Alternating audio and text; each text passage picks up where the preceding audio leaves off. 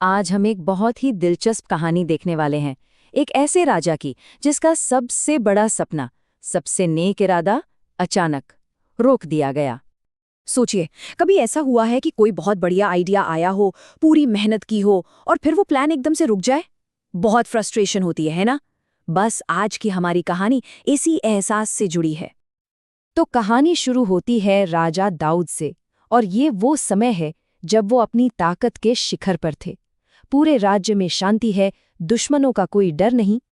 और यहीं से दाऊद के मन में एक बेचैनी शुरू होती है, एक पवित्र असंतोष। देखिए, 2 शमूएल अध्याय 7 हमें बताता है कि दाऊद तो अपने शानदार देवदार की लकड़ी के महल में रह रहे थे, लेकिन उन्हें ये बात खाई जा रही थी कि परमेश्वर का संदूक, जो उनकी मौजूदगी का प्रतीक था, वो एक मामूली से तंबू में रखा हुआ है। ये फर्क देखिए, एक आलीशान महल और एक साधारण तंबू। अक्सर क्या होता है, जब कामयाबी मिलती है तो लोग अपनी मेहनत को श्रेय देते हैं, है ना? लेकिन दाऊद के साथ ठीक उल्टा हुआ। जैसे जैसे वो समृद्ध हुए, उनका घमंड नहीं बढ़ा, बल्कि परमेश्वर का सम्मान करने का उनका जुनून और भी गहरा होता गया। तो इस बेचैनी के साथ दाऊद ने जो पहला कदम उठाया, वो बहुत कुछ सिखाता है। उन्होंने अकेले ही कोई फैसला नहीं लिया। वो सीधे गए अपने सबसे भरोसेमंद दोस्त भविष्यवक्ता नाथान के पास। और यही हमें सच्चे आध्यात्मिक दोस्तों की अहमियत समझ आती है। नातान की दोस्ती कमाल की थी।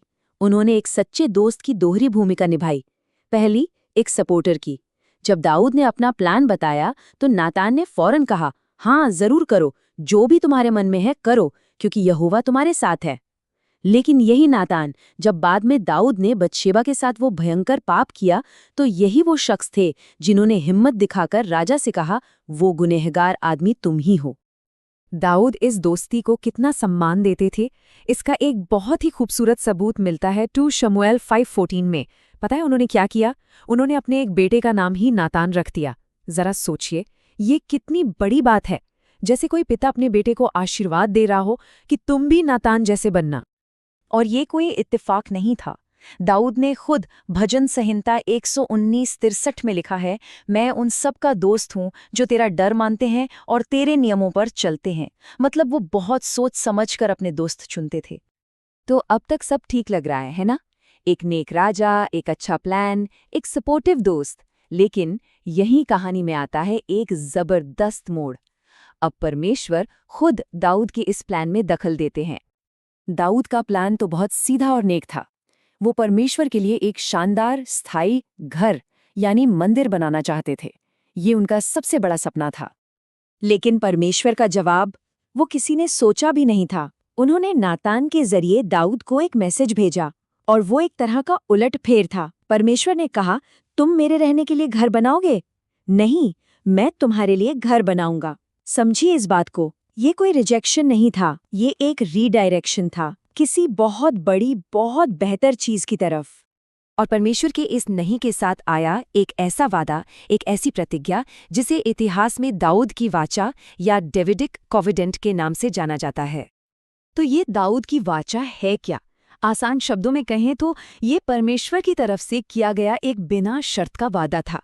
इसमें कोई अगर मगर नहीं था।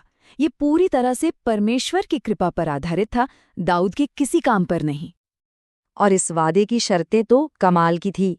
2 शमूएल 7:8-16 में हम पढ़ते हैं, परमेश्वर ने वादा किया कि वो खुद दाऊद के लिए एक घर बनाएंगे। ईंट पत्थर का नहीं, बल्कि एक ऐसा राजपरिवार जो हमेशा चलेगा। उन्होंने ये भी साफ किया कि मंदिर दाऊद नहीं, बल्कि उनका बेटा सुलेमान बनाएगा। और सबसे बड़ी बात, परमेश्वर ने कहा कि दाऊद का राज्य हमेशा हमेशा के लिए बना रहेगा। और अगर उसके वंशज गलती भी करेंगे, तब भी परमेश्वर का प्यार उनसे नहीं हटेगा, जैसा राजा शाऊल के साथ हुआ था। अब ये जो हमेशा वाला वादा है, ये सदियों बाद जाकर यीशु मसीह में पूरा होता है, जिन्हें दाऊद का पुत्र भी कहा जाता है। प्रकाशित वाक्य 22:16 में यीशु खुद कहते हैं, मैं दाऊद का मूल और वंश हूँ, जो इस पुराने वादे को एक नई अनंत सच्चाई से जोड़ देता है। तो इस पूरी कहानी से हम क्या सीख सकते हैं? इसका जो सार है वो दाऊद के रिएक्शन में छिपा है। देखिए, दाऊद ने वो मंदिर कभी नहीं देखा जिसका उन्होंने सपना देखा था, लेकिन परमेश्वर के फैसले के आगे झुकने की उनकी इच्छा, अपने सबसे बड़े प्लान को सरेंडर करने की उनकी हिम्मत, इसी ने उन्हें एक ऐसी विरासत दी जो वो खुद कभी हासिल नहीं कर सकते थे। और भजन संहिता 127:1 इस बात को कितनी खूबसूरती से कहता है, यदि घर को यहोवा न बनाएं तो उसके बनाने वालों का परिश्रम व्यर्थ है।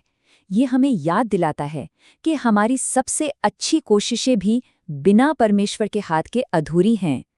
तो ये हमें सोचने पे मजबूर करता है ना? हमारी जिंदगी में कौन सा ऐसा प्लान है जो रुका हुआ महसूस हो रहा है? हो सकता है वो असल में एक रिजेक्शन ना हो, बल्कि परमेश्वर किसी ऐसे वादे के लिए रास्ता बना रहे हों जो हमारी कल्पना से भी कहीं ज्यादा बड़ा है। इस पर जरूर सोचिएगा।